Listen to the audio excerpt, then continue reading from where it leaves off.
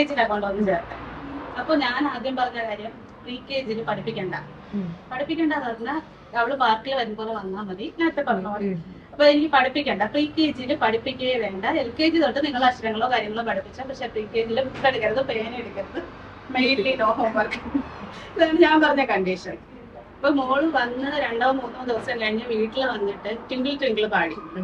ഞാൻ വെച്ചാൽ ഞാനിത് പഠിപ്പിച്ചിട്ടില്ല, അവള് ഫോൺ കാണാറില്ല. ഇത് എവിടെ നിന്ന് കിട്ടി? ഞാൻ ചോദിച്ചു എവിടെ നിന്ന് കിട്ടി?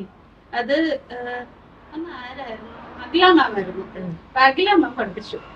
അങ്ങനെ പിറ്റേ ആഴ്ച എന്തോ കാര്യത്തിന് മോളെ വിടാൻ വന്നപ്പോ ഞാനിവിടെ കയറിയിട്ട് ഞാനിങ്ങനെ ചോദിച്ചു അഖില മാമിനോട്, എന്താ സംഭവം, പാട്ട് പഠിപ്പിച്ചതാണോ അവള് പഠിച്ചതാണോ?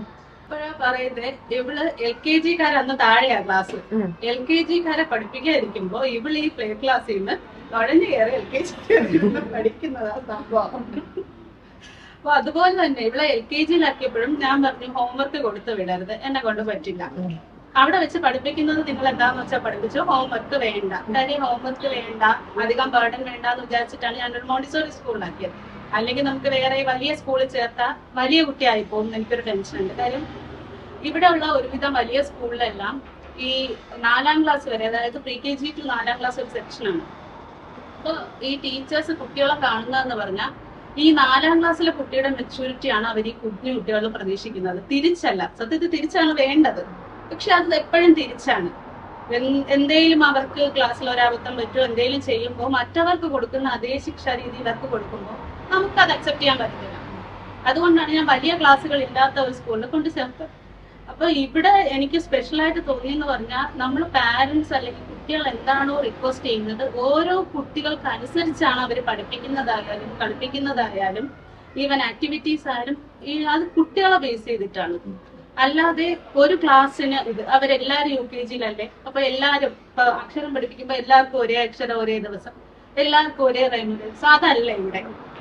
കുട്ടികൾക്ക് എന്താണോ, അവർക്ക് എന്താണോ കഴിവ്, അവർക്കൊക്കെ ചില കുട്ടികൾക്ക് സ്കൂളിൽ പഠിക്കാൻ പറ്റില്ല, ചില കുട്ടികൾ തിരിച്ചാണ്, അവർക്ക് 3 ലെറ്റർ ഒരു ദിവസം കൊടുത്താൽ പഠിക്കാൻ പറ്റും. അതുപോലെ കുട്ടികൾക്ക് ബേസ്ഡാണ് ഇവിടെ പഠിപ്പിക്കുന്നത്. 10 ദിവസം വരാതിരുന്നാലും ഇവര് പിറ്റേന്ന് അവരൊപ്പം എത്തും. അതെങ്ങനെയാന്ന് ഞങ്ങൾക്കും അറിയില്ല, ഞങ്ങൾ അതിന് ചേർത്തതില്ല ഒരിക്കലും. അപ്പൊ എനിക്ക് ഒരു സജഷൻ ഉള്ളതെന്ന് പറഞ്ഞാൽ, ഇനിയിപ്പോ ഇവിടെ വലിയ സ്കൂൾ ആക്കുവാണ് പറഞ്ഞു, ഇപ്പൊ 4ാം ക്ലാസ് വരെ തുടങ്ങുവാണെങ്കിലും pre-KG, LKG, UKG section separate ആക്കണം. അതായത് അവിടുത്തെ ടീച്ചേഴ്സ് വലിയ കുട്ടികളെ പഠിപ്പിക്കരുത്, അതുപോലെ തന്നെ വലിയ കുട്ടികളെ പഠിപ്പിക്കുന്ന ടീച്ചേഴ്സ് ചെറിയ കുട്ടികളെ പഠിപ്പിക്കരുത്. കാരണം ആ ഒരു മൈൻഡ് സെറ്റ് അങ്ങോട്ടും ഇങ്ങോട്ടും മിക്സ് ആയി പോയാൽ കുഞ്ഞുങ്ങളായിട്ട് കാണാൻ നമുക്ക് തന്നെ ഇപ്പൊ വീട്ടിൽ രണ്ടാമതൊരു കുട്ടി വന്നാൽ നമ്മൾ മൂത്ത കുട്ടിയുടെ അതേ മെച്യൂരിറ്റി കുഞ്ഞിൽ നമ്മൾ പ്രതീക്ഷിക്കുക. അത് ഹ്യൂമൻ നേച്ചറാണ്, അത് ആരും കുറ്റമല്ല. പക്ഷെ അത് ഇവിടെ ഇല്ല. അത് അങ്ങനെ തന്നെ കൊണ്ടുപോകണം വലിയ സ്കൂളായാലും. അതൊരു റിക്വസ്റ്റ് ആണ്.